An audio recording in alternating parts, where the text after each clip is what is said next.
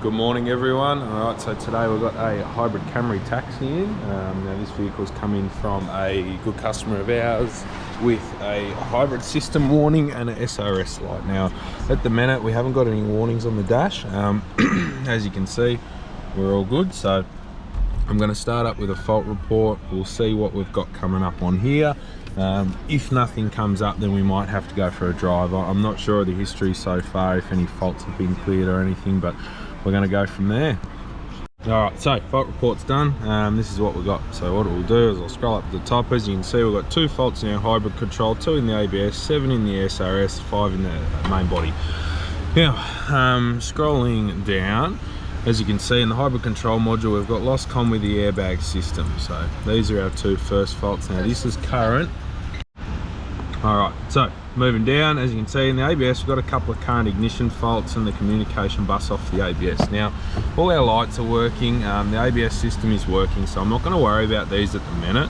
I don't like that they're there, but what the complaint is with this car is the hybrid control fault and the SRS fault. So moving on, in our SRS module, as you can see, we've got communication loss between right front crash sensor, right front sensor initialization, left front sensor, satellite sensor bus.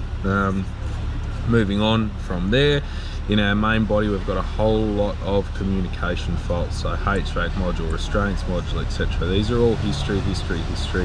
The motor faults, the driver's door motor, that's knackered, and EPS, we've got ignition power faults, more lost comm faults, etc. So what we're going to start with is this airbag fault. I'm going to get to the interior fuse box and we're going to see what's going on there, if we've got any power at our main feeding fuses for the airbag module. Otherwise, we'll see what else we can find. Alright, so down in the right hand front kick panel we've got our airbag connector unplugged, and as you can see we've got a decent amount of corrosion in those pins. Same in this other side here, so that's not great. I do also see a little bit of corrosion on this plug here. Now that's minimal, a tiny bit on the back.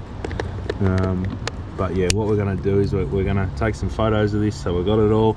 Before I go any further, considering we've got airbag SRS faults and sensor faults with the right and left sensor, I'm going to clean all this up, clean those pins up as good as we can, check the rest of these connectors and go from there. Now, out of interest, I wanted to leave this unplugged while we started the car up, just so I could move it forward. Reason being, I wanted to just confirm that losing these airbag sensors here, like losing connection here, causes check hybrid warning and the SRS light. Alright, so I'm thinking we're on the right track with the corrosion in that connector down there. Reason being, the hybrid system, when that connector's unplugged or when it loses connection, it sets this fault, which is the same fault as what we had previously, which is the lost comm with the airbag system control. So these 2 faults, once I've unplugged that connector and turned the ignition on, we can replicate, you know, the same faults and the same customer complaints. So I think we're on the right direction. The other thing I want to do is I'm going to check. I did quickly have a look at that other footwell panel. I'm going to just check it again and actually unplug every connector just to be sure. From there, I'm probably going to put it all back together, clear all the faults and drive it. This car's from quite a while away, so I've got the time to drive it, you know, and make sure that it doesn't fault again, and we're going to go from there. Alright, so back from a good drive. I've done, about 20 minutes roughly in this, going over bumps, turning straight, etc. No faults have come back. The last thing I'm going to do is just check that left hand front kick panel, just out of interest.